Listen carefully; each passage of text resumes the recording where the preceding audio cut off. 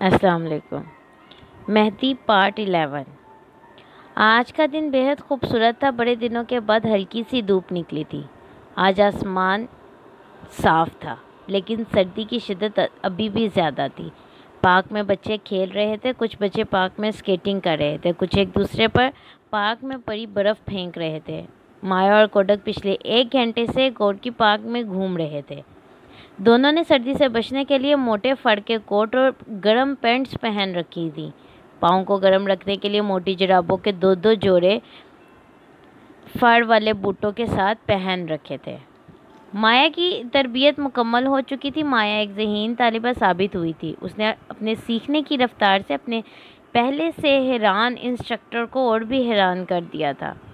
4 دن بعد اسے belly dance company کے ساتھ یورپ کے دورے پر روانہ ہونا تھا۔ ٹھیک 1 ماہ بعد انہیں پرفارمنس کے لیے لندن پہنچنا تھا۔ کوڈک نے مایا کے ساتھ یہ میٹنگ صرف اس لیے رکھی تھی کہ وہ جان سکے کہ اس کے ذہن میں کیا ہے، کیا خدشات ہیں وغیرہ وغیرہ۔ اس لیے وہ مایا کے سوالوں کو بڑے تحمل سے سن رہا تھا اور جواب دے رہا تھا۔ اگر وہ لندن میں نہ ہوا تو کیا ہوگا؟ مایا نے پوچھا۔ وہ یقیناً لندن میں ہوگا، ہم نے کنفرم کر لیا ہے۔ وہ انہی دنوں میں لندن میں موجود ہوگا۔ اس نے ایک ہوٹل کی دعوت قبول کر لی ہے جہاں تمہیں پرفارم کرنا ہے۔ ویسے بھی مسٹر نیوٹن آپریشن کے انچارج کے طور پر تمہیں ہر لمحے باخبر رکھیں گے۔ کچھ بچے کھیلتے ہوئے ان کے قریب سے گزرے۔ ایک بچہ سائیکل موڑتے ہوئے گر گیا۔ مایا نے بچے کو اٹھایا، اس کے کپڑے جھاڑے اور پیار کیا۔ بچہ سائیکل لے کر چلا گیا۔ مایا اسے جاتے ہوئے دیکھ رہی تھی۔ شاید اس کے اندر کوئی اضطراب تھا۔ میرے خیال میں آپ مجھے بھیج کر جوا کھیل رہے ہیں کیونکہ لگتا ہے آپ کو میری کامیابی کا پورا یقین نہیں ہے۔ تمہارا خیال درست ہے۔ اس شخص نے تمہارے کچھ معلوم کر پانے کا چانس صرف 10% ہے جبکہ اس کے قریب ہونے کا چانس 50% سے زیادہ ہے۔ اگر تم کیمل کے قریب آ جاتی ہو اور تھوڑی سی معلومات بھی حاصل کر لیتی ہو تو یہ تمہاری بڑی کامیابی ہوگی۔ مایا ابھی تک کچھ سوچ رہی تھی۔ وہ بار بار آسمان کی طرف دیکھتی۔ یوں محسوس ہوتا تھا کہ جیسے کوئی سوال اس کے لبوں پر مچل رہا ہے۔ پھر وہ بولی، کامریڈ کوڈک، میرا باپ بھی تمہارے جیسا تھا۔ وہ اپنے ساتھ، ہمارے ساتھ، میری ماں کے ساتھ بے حد ایماندار تھا، لیکن جب بات جاب کے حوالے سے ہوتی تھی تو وہ سچ نہیں بولتا تھا۔ مجھے پتا ہوتا تھا کہ وہ جھوٹ بول رہا ہے کیونکہ اس کا چہرہ اس کے خیالات کا ساتھ نہیں دیتا تھا۔ تم نے وعدہ کیا ہے کہ میں اگر بھرپور کوشش کرتی ہوں اور ناکام بھی ہو جاتی ہوں تو تب بھی تم میری ماں کو میرے ساتھ ملوا دو گے۔ تمہاری بات درست ہے، لیکن شاید تمہیں اس بات کا اندازہ نہیں کہ اگر تم وہاں جا کر اس مشن سے الگ ہو جاتی ہو تو میرے لیے تمہاری مدد کرنا مشکل ہو جائے گا۔ ہاں، البتہ مشن میں حصہ لینے پر اگر تم بھرپور حصہ لیتی ہو اور ناکام ہو جاتی ہو تو یہ میرا تم سے وعدہ ہے کہ پھر بھی تمہاری ماں کو تمہارے ساتھ ملا دیا جائے گا۔ تم بالکل میرے باپ جیسے ہو۔ کوڈک کو مایا کے یہ الفاظ بالکل پسند نہیں تھے، خصوصاً بار بار باپ کہنا، لیکن مجبوراً اسے سننے پڑ رہے تھے۔ لیکن کوڈک کی یہ تلخی ختم ہو گئی کیونکہ مایا نے ایک اور دلچسپ سوال کر دیا۔ اچھا کامریڈ کوڈک، یہ بتاؤ کہ وہ میری محبت میں گرفتار بھی ہو جاتا ہے لیکن مجھے کچھ نہیں بتاتا تو پھر؟ مایا، محبت اعتماد سے جنم لیتی ہے۔ یہ بات تو فطری ہے کہ وہ جاتے ہی تمام فرض تمہارے آگے نہیں رکھ دے گا، اور نہ ہی ہم یہ چاہتے ہیں۔ ہم تو اس مشن کے حوالے سے جاننا چاہتے ہیں جس میں 4 ملک ملوث ہیں۔ اس کے حوالے سے کوئی بات، کوئی چھوٹی سی بات تم ٹریننگ میں جان چکی ہو کہ تمہیں کون سی معلومات لینی ہے؟ کوڈک نے کچھ دیر توقف کیا۔ وہ مایا کے چہرے پر ابھرنے والے تاثرات کو پا رہا تھا۔ پھر بولا، مس مایا، ہمیں کسی معجزے کی توقع نہیں، لیکن ہمیں تم پر بھروسہ ہے کیونکہ ہمارے خیال میں یہ کام صرف تم ہی کر سکتی ہو۔ دونوں باتیں کرتے ہوئے پارک سے باہر نکل آئے۔ وینا کے بلو کرسٹل ہال میں موجود ایک بینڈ اپنی موسیقی کا جادو بکھیر رہا تھا۔ حاضرین اور سامعین اس مسحور کن موسیقی سے لطف اندوز ہو رہے تھے۔ ہال کے آخری کونے میں ایک rock band called singer William شراب سے دل بہلا رہا تھا۔ وہ کچھ ہی دیر قبل اپنی پرفارمنس دے کر آیا تھا جس کی وجہ سے وہ تھکا ہوا دکھائی دیتا تھا۔ اس وقت اس کے دوسرے ساتھی سامعین کا دل بہلا رہے تھے۔ ولیم دورے کے ختم ہونے پر خدا کا شکر ادا کر رہا تھا۔ یہ ایک لمبا اور تکلیف دہ دورہ تھا۔ انہوں نے مختلف شہروں میں پرفارمنس دی تھی۔ ولیم روز کے سفر سے تنگ آیا ہوا تھا۔ اس کی خواہش جلد از جلد گھر لوٹ جانے کی تھی۔ ولیم سے تھوڑے فاصلے پر کیمل موجود تھا۔ کیمل بھی ان حاضرین میں سے ایک تھا جو اس بینڈ کی موسیقی سے لطف اندوز ہونے کے لیے آئے تھے۔ جب کیمل نے اپنی سیکرٹری سے اس شو کے لیے بکنگ کروانے کے لیے کہا تو وہ حیران رہ گئی تھی، کیونکہ کیمل اس طرح کے پروگراموں میں شرکت نہیں کرتا تھا، کیونکہ ایک تو اس کی عمر نوجوانی والی نہیں تھی، وہ اس طرح کی موسیقی کو پسند کرتے تھے، دوسرا کیمل صرف بیلی ڈانس کو پسند کرتا تھا۔ کیمل نے اس کی پریشانی کو کم کرتے ہوئے بتایا کہ وہ ابھی تک خود کو نوجوان ہی سمجھتا ہے۔ بینڈ جب اپنی آخری دھن بکھیر چکا تو کیمل چلتا ہوا ولیم کے پاس آیا۔ مسٹر ولیم، کیا میں آپ سے بات کر سکتا ہوں؟ ولیم نے مڑ کر دیکھا۔ ایک اجنبی شخص کا اس طرح بے تکلفی سے مخاطب کرنے پر اسے حیرانگی ہوئی تھی۔ اس اجنبی شخص کو کافی دیر سے وہ دیکھ رہا تھا، اس سے پہلے بھی اس پر شبہ ہوا تھا اور اب اس کی حیرت میں مزید اضافہ ہو گیا تھا۔ جی فرمائیے، کیا بات ہے؟ وہ بات یہاں اس بھیڑ میں نہیں ہو سکتی، میں آپ کا تھوڑا سا وقت لینا چاہتا ہوں۔ اس ہوٹل سے تھوڑی دور ایک ریسٹورنٹ ہے، وہاں چل کر بات کرتے ہیں۔ ولیم تھکا ہوا تھا، ویسے بھی وہ اس کے ساتھ نہیں جانا چاہتا تھا، اسے گھر جانے کی جلدی تھی۔ سوری، میں آپ کے ساتھ نہیں جا سکتا، میں بہت تھکا ہوا ہوں، ویسے بھی آپ دیکھ رہے ہیں کہ ہمارے گروپ جا رہا ہے اور مجھے ان کے ساتھ جانا ہے۔ ٹھیک ہے، اگر تم جانا چاہتے ہو تو جاؤ، میرے پاس تمہارے لیے ایک آفر ہے۔ مجھے پتا ہے اگر تم 1 مہینہ فارغ ہو، اس جاب کے ذریعے تم خاصی رقم اکٹھی کر سکتے ہو۔ کیمل نے ایک اور پتا پھینکا۔ کتنے پیسے ملیں گے؟ اس کام کے تمہیں 15,000 پاؤنڈ ملیں گے۔ 15,000 پاؤنڈ؟ کیا تم سمجھتے ہو کہ میں یہ کام کر سکتا ہوں؟ ہاں، تم ہی وہ شخص ہو جس کی مجھے تلاش تھی۔ ولیم کو یہ پیشکش خاصی پرکشش نظر آئی۔ ٹھیک ہے، مجھے تمہاری آفر قبول ہے، آؤ پھر ریسٹورنٹ میں بیٹھ کر بات کرتے ہیں۔ کیمل اور ولیم ہال سے نکل گئے۔ منظر بدلا۔ کوڈک کا بنگلہ بہت خوبصورت تھا، ایک اعلیٰ افسر کا بنگلہ اسی طرح کا ہونا چاہیے تھا۔ بنگلہ ماسکو سے کچھ فاصلے پر تھا۔ مایا کوڈک کی لیموزین میں اس کے بنگلے پر پہنچی تھی، جہاں اس کی ماں کھانا تیار کرنے میں مصروف تھی۔ یہاں آنے سے پہلے مایا کو ایک تکلیف دہ اور تھکا دینے والے عمل سے گزرنا پڑا تھا۔ مایا کو ہر طرح سے اس کے آنے والے مشن کے لیے تیار کیا گیا تھا۔ ماہرین کی مختلف ٹیموں میں سے اس نے بے شمار سوالات کیے تھے۔ شروع میں وہ ان کے جواب دینے میں بے شمار غلطیاں کرتی رہی تھی، لیکن آہستہ آہستہ سب ٹھیک ہو گیا۔ یہاں آنے سے پہلے اس نے کوڈک، لاریسا اور نیوٹن کے ساتھ کافی پی تھی۔ کوڈک اس کے پرفارمنس سے بہت خوش تھا، لیکن پھر بھی اس نے اس کو نصیحت کی تھی۔ برطانوی بڑے خطرناک ہیں، وہ دیکھنے میں بہت سادہ اور معصوم نظر آتے ہیں، لیکن تم نے ان کی معصومیت سے دھوکہ نہیں کھانا۔ اگر تم ذرا سا بھی لڑکھڑائی تو وہ تمہارے ذہن پر قبضہ کر لیں گے۔ وہ تمہیں تفتیش کرنے کے لیے لندن کے قریب واقع اپنی تفتیشی سینٹر مینڈلے لے جائیں گے۔ مجھے امید ہے تم ثابت قدم رہو گی۔ یہاں دفتر سے نکلنے کے بعد میری گاڑی تمہیں تمہارے بنگلے میں لے جائے گی۔ آئی ریپیٹ، یہاں دفتر سے نکلنے کے بعد میری گاڑی تمہیں میرے بنگلے پر لے جائے گی، جہاں تمہاری ماں موجود ہے۔ اسے ہم نے منصوبے کے بارے میں بتا دیا ہے۔ کیا آپ نے اسے تمام باتیں بتا دیں؟ ہاں، وہ ایک سینئر آفیسر کی بیوہ ہے، اسے اپنے وطن سے بے پناہ محبت ہے، وہ ایک مضبوط خاتون ہے۔ گاڑی جب بنگلے پر پہنچی تو اس کی ماں دروازے میں کھڑی اس کا انتظار کر رہی تھی۔ وہ ایک لمبی چوڑی خاتون تھی، اس کا خوبصورت چہرہ ابھی تک اس کی جوانی کی دنوں کو یاد دلاتا تھا۔ مایا کی ماں نے وفور جذبات سے اسے گلے لگایا اور اس کا ماتھا چوما۔ جب سے مایا کا باپ فوت ہوا تھا، وہ اس کی ماں اور ایک دوسرے کے بہت قریب آ گئی تھیں۔ وہ سہیلیوں کی طرح چھوٹی چھوٹی باتیں بھی آپس میں کر لیتی تھی، لیکن مایا کو اب ایسا محسوس ہوتا تھا کہ اس کے اور ماں کے درمیان ایک پردہ حائل ہو گیا ہے۔ اسے سمجھ میں نہیں آ رہا تھا اس پردے کو کیسے ہٹائے، لیکن بالآخر وہ پردہ ہٹ ہی گیا۔ پہلے تو ماں کھانا تیار کرتی رہی، اس نے مایا کی پسند کی تمام چیزیں تیار کی تھی۔ مایا کے کھانے کے بعد جب وہ میز پر بیٹھی، اس کی ماں نے اس کے لیے کافی تیار کی تھی۔ اس نے مایا کی طرف دیکھا جس کی آنکھوں سے ٹپ ٹپ آنسو گر رہے تھے۔ مایا سے برداشت نہ ہو سکا، وہ بڑی تیزی سے اپنی ماں کی طرف لپکی اور ماں کو گلے لگا لیا۔ اگلے 2 گھنٹے تک دونوں ماں بیٹی ایک دوسرے سے لپٹ کر روتی رہیں۔ بالآخر مایا نے اپنے آپ کو سنبھالا اور ماں کو تسلی دینے لگی۔ میں کیا کرتی، ملک کے لیے قربانی تو دینی ہی پڑتی۔ مایا کے الفاظ نے اس کی ماں کے بہتے ہوئے آنسوؤں کو روک دیا۔ کوڈک نے صحیح کہا تھا، اس کی ماں واقعی ایک مضبوط اور محب وطن خاتون تھی۔ مجھے تم پر فخر ہے مایا۔ دونوں ماں بیٹی ایک دوسرے کے قریب بیٹھ گئیں اور اپنی ماضی کی باتوں کو یاد کرنا شروع کر دیا۔ ان کے خاندان کو روس میں ایک اعلیٰ مقام حاصل تھا، ایک ایسے ملک میں جہاں بہت سے لوگوں کے پاس بہت تھوڑی سی چیزیں موجود تھیں، ان کے پاس ضرورت کی ہر شے تھی، ان کا اپنا بنگلہ تھا، کھانے پینے کی تمام چیزیں موجود تھیں۔ وہ جس دکان سے چاہتے اپنے لیے شاپنگ کر سکتے تھے۔ مایا کی ماں کا اپنے تعلق کمیونسٹ پارٹی سے تھا، اس نے 19 برس کی عمر میں پارٹی کو جوائن کیا تھا۔ تب سے آج تک وہ اس کی ممبر تھی، لیکن اس نے مایا کو کبھی اس کا ممبر بننے پر مجبور نہیں کیا تھا۔ وہ جانتی تھی کہ جب کبھی وقت آئے گا مایا خود بہت پارٹی کے لیے کام کرے گی۔ جب کامریڈ کوڈک نے اسے قربانی دینے کو کہا تو اس نے کوئی پس و پیش نہیں کی، بلکہ کوڈک کو یہ تک کہہ دیا کہ انہیں مایا پر دباؤ ڈالنے کی ضرورت نہیں۔ یہ اس کا فرض ہے کہ اپنے وطن اپنے لوگوں کے لیے قربانی دے۔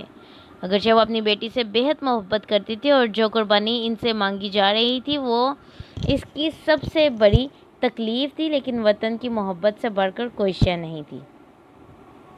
مایا کو یہ معلوم تھا کہ اس کی ماں اپنے وطن سے اس حد تک محبت کرتی تھی، اگرچہ وہ اپنی ماں کی مضبوط شخصیت سے آگاہ تھی، لیکن آج کی باتوں نے اسے پریشان کر دیا تھا۔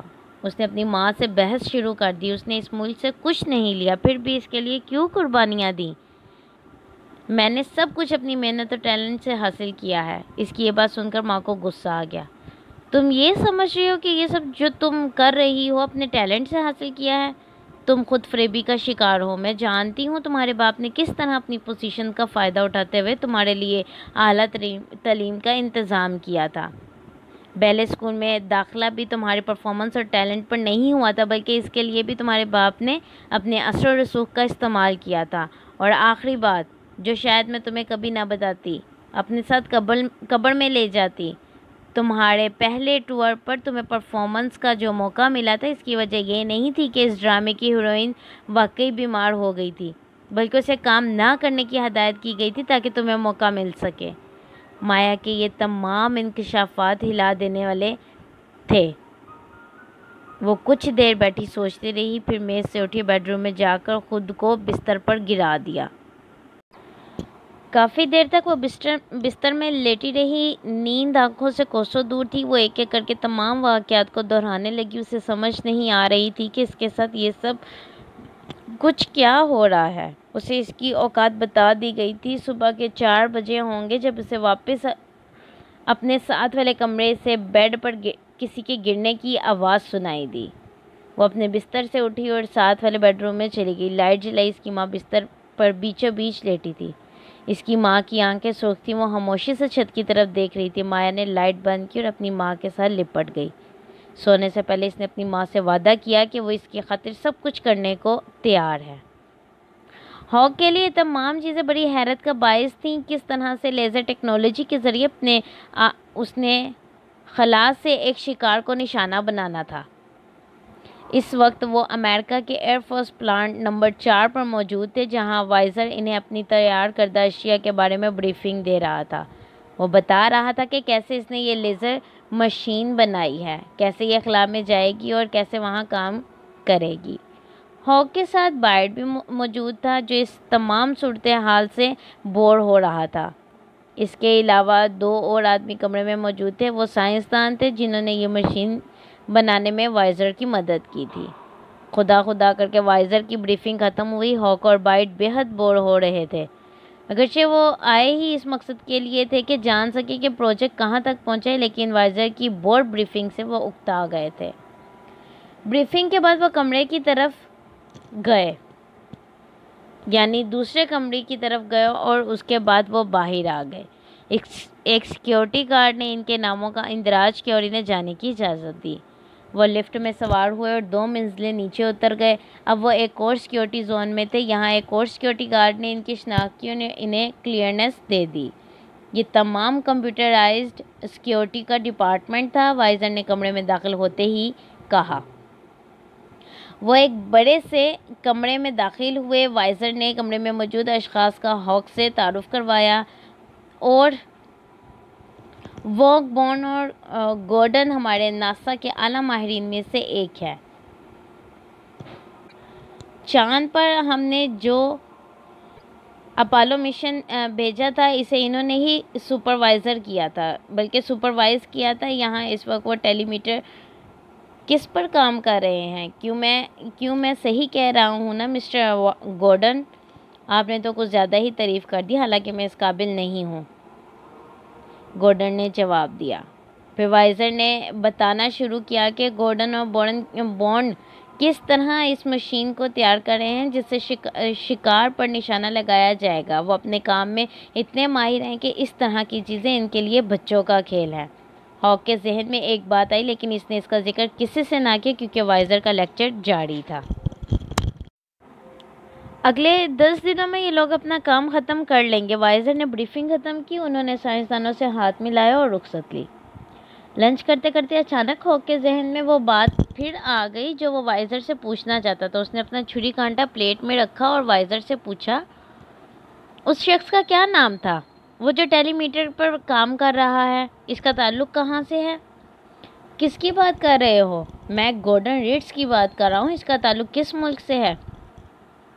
اچھا، تم گورڈن کی متعلق پوچھ رہے ہو؟ میں نے تمہیں بتایا تو تھا اس کا شمار ناسا کے اعلیٰ ماہرین میں ہوتا ہے۔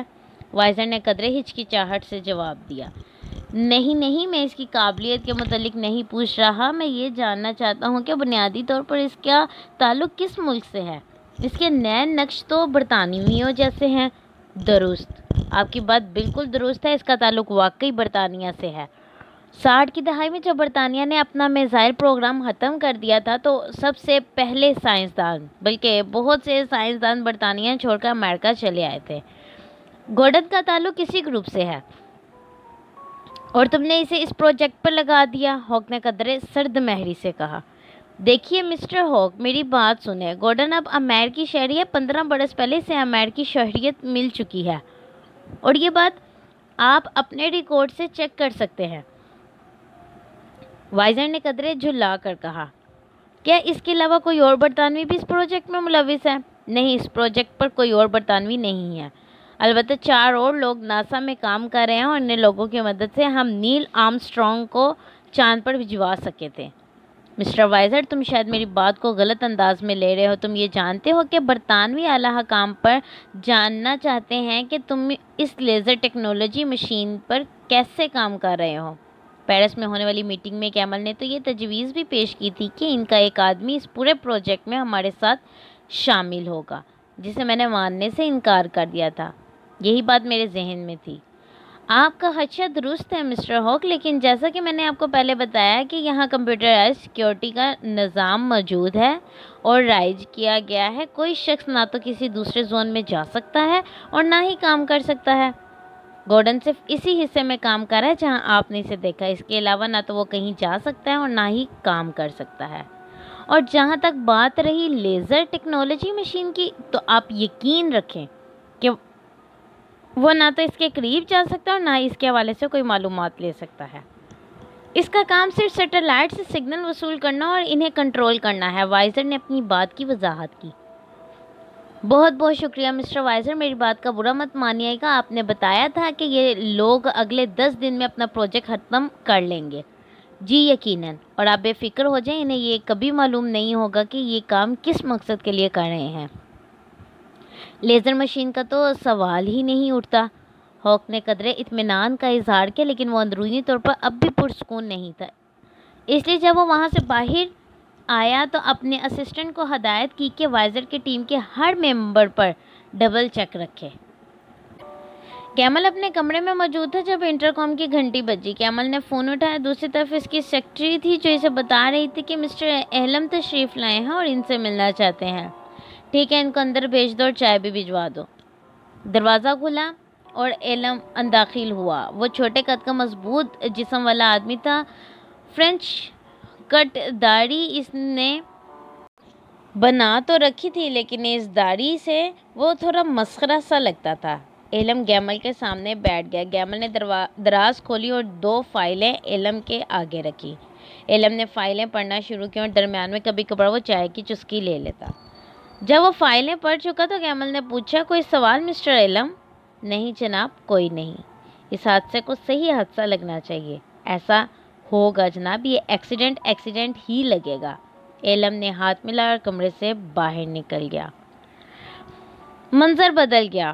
تقریب اپنے عروج پر تھی۔ بیلی ڈانسرز کے اعزاز میں یہ تقریب لندن کے رائل بیلی کلب کی طرف سے تھی۔ تمام ممبر تقریب سے لطف اندوز ہو رہے تھے۔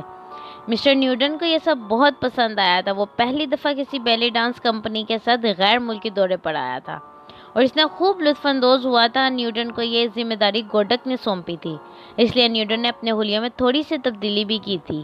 مہمانوں کی لسٹ کے مطابق کیمل کو بھی وہاں موجود ہونا چاہیے تھا، جو اس وقت تک نہیں پہنچا تھا۔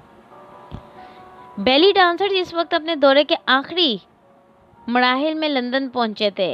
اس سے پہلے بیلی کمپنی نے پیرس، برسلز اور بون میں اپنی پرفارمنس سے لوگوں کو چونکا دیا تھا۔ تمام بڑے بڑے اخباروں نے ان کی کامیابی کو نمایاں طور پر شائع کیا تھا، اس لیے جب یہ بیلے کمپنی لندن پہنچی تو لوگوں کی ایک کثیر تعداد ان کے استقبال کے لیے موجود تھی۔ نیوٹن بھی اس تمام دورے سے بہت محظوظ ہوا تھا۔ اب یہ ٹیم لندن میں موجود تھی، جہاں انہیں کل اپنی پہلی پرفارمنس دینی تھی۔ جیسا کہ امید تھی، مایا کو شائقین کی ایک کثیر تعداد نے گھیر رکھا تھا۔ جہاں جہاں بیلی کمپنی نے پرفارمنس دی تھی، وہاں مایا کی پرفارمنس کو بہت پسند کیا گیا تھا۔ اپنی اس مقبولیت کی وجہ سے اسے اس وقت دنیا میں نمبر 1 بیلے ڈانسر کی حیثیت حاصل تھی۔ اس وقت مایا کے ارد گرد مداحوں کا ایک ہجوم تھا۔ ان مداحوں میں KGB کے 3 ایجنٹ بھی موجود تھے جو آنے والے واقعات کے لیے اپنے آپ کو تیار کر رہے تھے۔ ان سب کو اس کام کی باقاعدہ تربیت دی گئی تھی۔ نیوٹن نے خود کو اس ہجوم سے پرے رکھا تھا۔ وہ بار بار گھڑی کی طرف دیکھتا، اس کی بے چینی میں ہر لمحے اضافہ ہوتا جا رہا تھا۔ KGB کی لندن شاخ نے کیمل کی لندن میں موجودگی کی تصدیق کی تھی اور پروگرام کے مطابق اسے اس وقت یہاں ہونا چاہیے تھا۔ وہ اپنے گھر سے نکل چکا تھا۔ پھر نیوٹن کی بے چینی ختم ہو گئی۔ کیمل کلب میں داخل ہو چکا تھا۔ باہر تک پہنچنے سے پہلے وہ کلب کے ممبران سے فرداً ملاقات کر رہا تھا۔ نیوٹن کی آنکھیں مسلسل اس کا تعاقب کر رہی تھیں۔ اب وہ مایا کے گرد کھڑے ہجوم پر نگاہیں جمائے کھڑا تھا۔ اس کی آنکھیں ایک شخص پر مرکوز تھیں۔ اس نے آنکھوں ہی آنکھوں میں اسے کوئی پیغام دیا۔ اس شخص نے جواب میں سر ہلا دیا۔ کیمل اب کی بار قریب پہنچ چکا تھا۔ نیوٹن نے اپنا گلاس اٹھایا اور باہر سے ہٹ کر میز کے قریب آ بیٹھا تاکہ آنے والے تمام واقعات کا جائزہ لے سکے۔ مایا اور کیمل کی پہلی ملاقات کے لیے تقریباً 15 منٹ لگے۔ پہلے تو نیوٹن کے وفادار ساتھیوں نے بڑے مہارت سے مایا کے گرد کے ہجوم کو صاف کیا۔ آخر میں وہ 3 شخص رہ گئے۔ کلب کے مینیجر کو بیلی کمپنی کا ایک شخص کل کے آنے والے پروگرام کی تیاری کے لیے لے گیا۔ گارڈین کی خاتون رپورٹر کو انٹرویو کا وقت دے کر فارغ کر دیا کہ اب مایا اور اس کے 2 دوسرے ساتھی ہی تھے۔ یہ تینوں باتیں کر رہے تھے اور بار کی طرف بڑھ رہے تھے جہاں کلب کا صدر کیمل سے باتیں کرنے میں مصروف تھا۔ کلب کے صدر کی آنکھیں مایا پر گڑی ہوئی تھی۔ مایا کی دلکش شخصیت نے اس پر شاید جادو سا کر دیا تھا۔ اب وہ ان کی طرف ہی آ رہی تھی۔ مسٹر کیمل، کیا آپ مس مایا سے ملے ہیں؟ وہ اس بیلے ٹیم کی بلکہ دنیا کی نمبر 1 بیلی ڈانسر ہیں۔ کلب کے صدر نے مایا کا تعارف کروایا۔ کیمل نے مڑ کر دیکھا، آنکھوں سے آنکھیں ملی، دونوں نے ایک دوسرے سے ہاتھ ملایا۔ کچھ دیر کے بعد کلب کا صدر رخصت ہو گیا۔ اب مایا اور کیمل اکیلے تھے۔ کبھی کبھار کوئی مہمان آ کر ان کی طرف بڑھتا تو KGB کے ایجنٹ اسے اس مہارت سے روکتے کہ نہ تو مہمان کو برا لگتا اور نہ کیمل کو پتہ چلتا کہ ان کے ساتھ کیا کھیل کھیلا جا رہا ہے۔ نیوٹن کرسی پر بیٹھا اس سارے کھیل سے لطف اندوز ہو رہا تھا۔ اسے یہ سب کچھ بھی ایک بیلے ڈرامہ لگ رہا تھا۔ نیوٹن پچھلے کافی مہینوں سے مایا کو دیکھ رہا تھا۔ اپنی تمام تر دلکشی کے باوجود اس نے کسی مرد کو ضرورت سے زیادہ لفٹ نہیں دی تھی۔ مایا کے اس رویے کی وجہ سے اس کی ٹیم کے دوسرے ممبر اس کو آئس برگ کہتے تھے۔ دوسروں سے ملاقات کی حد تک تو یہ بات درست تھی، لیکن جیسے ہی مایا کو اسٹیج پر پرفارمنس کا موقع ملتا تو یوں محسوس ہوتا تھا کہ وہ اپنے کردار میں کھو جاتی تھی۔ اسی وجہ سے آج اسے نمبر 1 بیلی ڈانسر کی حیثیت حاصل تھی۔ اس کی خوبصورتی اور پرفارمنس دیکھ کر کئی نوجوان اس کی طرف بڑھے، لیکن اس کی آنکھوں میں سرد مہری دیکھ کر لوٹ گئے۔ لیکن آج نیوٹن دیکھ رہا تھا کہ کیمل سے ملنے کے بعد اس کا چہرہ گلنار ہو رہا تھا، اور یہ یقیناً اداکاری نہیں تھی۔ اس کے اندرونی جذبات اس کے چہرے پر ابھر آئے تھے۔ شاید اگر کوئی دوسرے اسے دیکھ لیتا تو اسے کچھ محسوس نہ ہوتا، لیکن نیوٹن کی آنکھوں نے اسے خفیہ محبت کا راز جان لیا تھا۔ پھر نیوٹن نے دیکھا کہ کیمل نے اپنے کوٹ سے کچھ نکال کر مایا کو دیا، جسے اس نے اپنے بیگ میں رکھ لیا۔ دونوں نے ایک دوسرے سے الوداعی مصافحہ کیا۔ نیوٹن میز سے اٹھا اور بار پر جا کر ایک اور گلاس بنانے لگا۔ مایا نیوٹن کے کمرے میں 20 منٹ لیٹ آئی تھی۔ آتے ہی دروازہ بند کیا اور نیوٹن کے سامنے والی کرسی پر بیٹھ گئی۔ نیوٹن بیڈ پر بیٹھا گہری نگاہوں سے اسے تک رہا تھا۔ وہ آج رات کہیں جا رہا ہے، مایا نے ٹھنڈی آواز میں کہا۔ کہاں جا رہا ہے؟ اس نے تمہیں کچھ بتایا؟ نیوٹن نے بے چینی سے پوچھا۔ نہیں، کوئی خاص نہیں، مجھے اس نے صرف اتنا بتایا کہ وہ بزنس ٹرپ پر کہیں جا رہا ہے، 5 دن کے بعد لوٹے گا۔ Good, very good. اس کا مطلب ہے تمہاری اور اس کی ایک اور ملاقات ہو سکتی ہے۔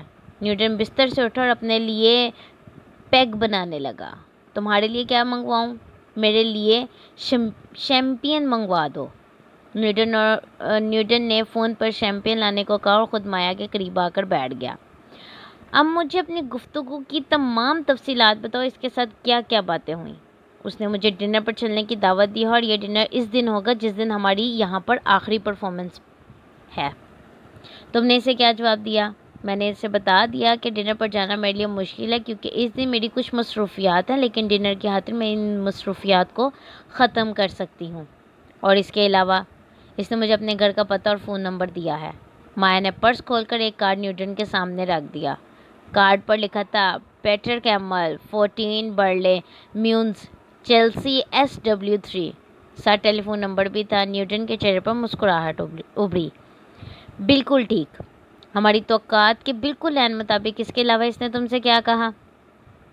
بس بیلے ڈانس کی حوالے سے بات ہوتی رہی اور مجھے 3 سال قبل ہونے والی ملاقات کے بارے میں یاد کروا رہا تھا۔ وہ بہت خوش تھا کیونکہ اس کی پیش گوئی تھی کہ میں جلد ہی دنیا کی نمبر 1 بیلی ڈانسر بنوں گی اور اس کی پیش گوئی پوری ہو گئی تھی۔ اس کا مطلب ہے وہ تمہیں پسند کرتا ہے۔ اس کا تمہیں ڈنر کی دعوت دینے کا مطلب یہ ہے کہ وہ تمہیں پسند کرتا ہے۔ ڈنر پر چلنے کی دعوت تو مجھے کئی لوگ دیتے ہیں، تو کیا سبھی مجھے پسند کرتے ہیں؟ مایا نے احتجاج کیا۔ دوسرے لوگوں کی بات اور ہے مس مایا، لیکن کیمل کا تمہیں دعوت دینے کا مطلب یہ ہے کہ وہ تمہیں بدستور یاد رکھے ہوئے ہے۔ اچھا مجھے ایک بات بتاؤ، کہیں تم نے اس کو بھی تو وہی ٹھوکر نہیں مارو گی؟ یعنی تم اس کو بھی تو وہی ٹھوکر تو نہیں مارو گی؟